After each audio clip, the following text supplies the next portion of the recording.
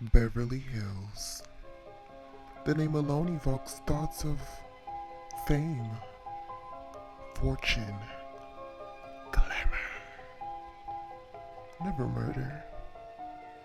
We often wonder what it would be like to be one of them.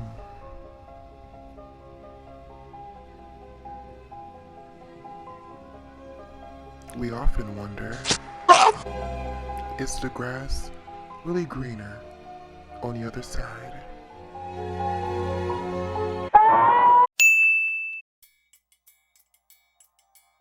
Meet Durrani Gripley, heir to the $250 million Griplin estate.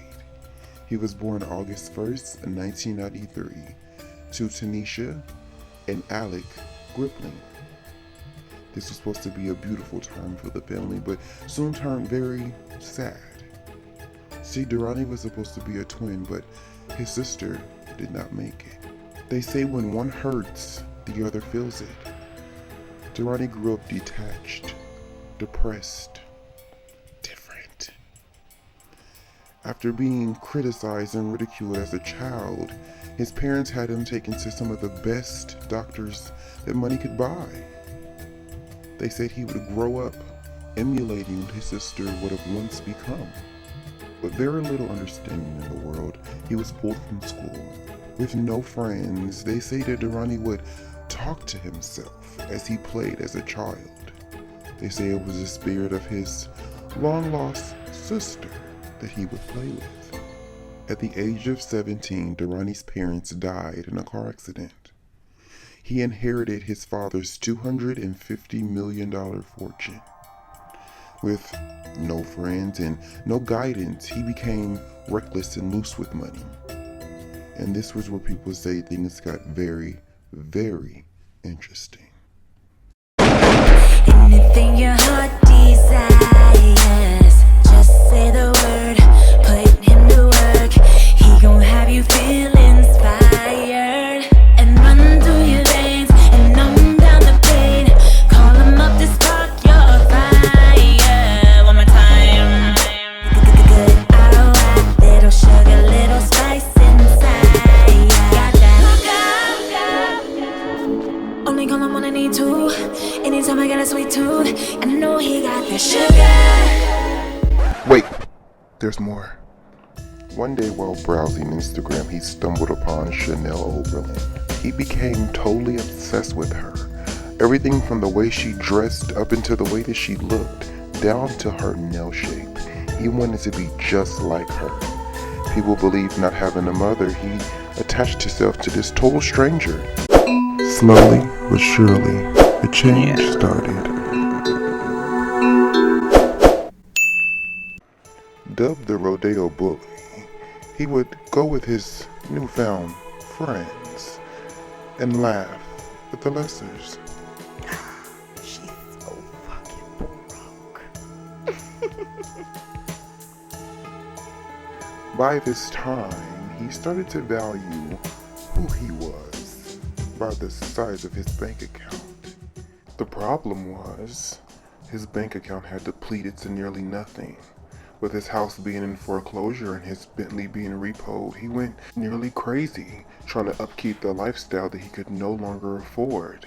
He was a ticking time bomb and everyone around him was waiting for him to simply just blow. One beautiful sunny afternoon, Durrani decided to take a bit of a time out at the pool. Draped in Giuseppe Moschino and Porsche, he looked like the $25 million he was worth.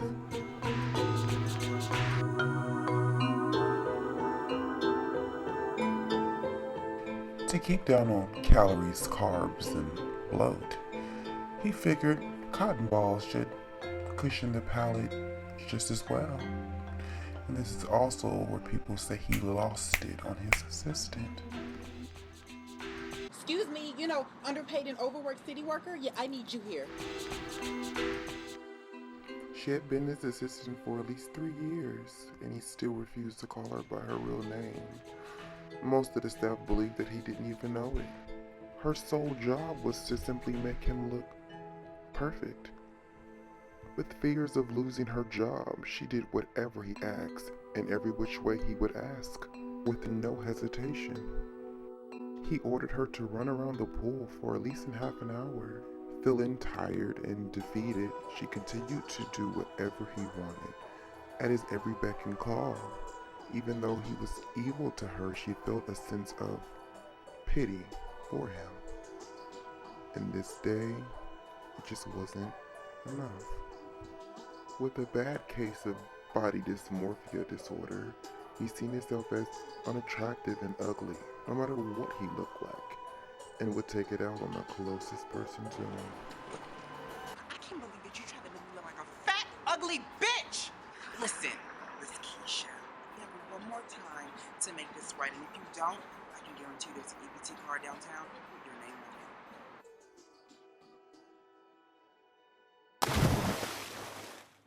Whoops.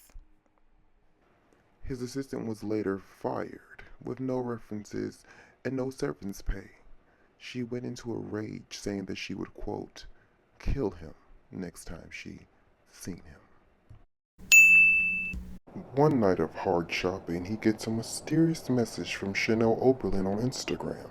She says she loves everything about him and wants him to be the honorary Chanel number 4. She gives him an address to the current Gucci store that she's at, supposedly, and wants him to stop by. After a few hours of shopping and realizing he's been totally screwed, he decides to head home. And this is where they say things get very, very scary.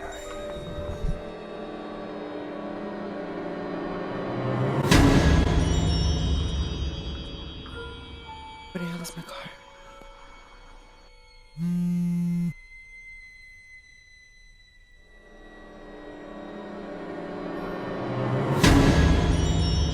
Starting walking directions to Foothill Road.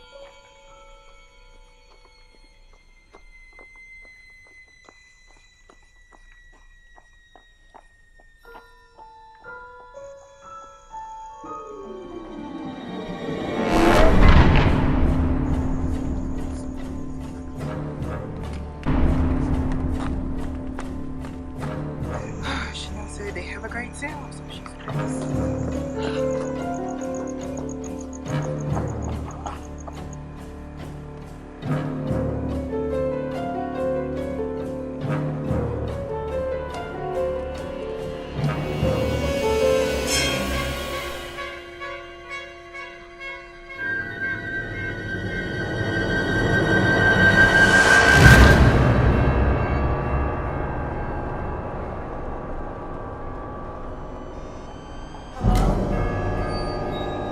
Arrived at 610 Foothill Road.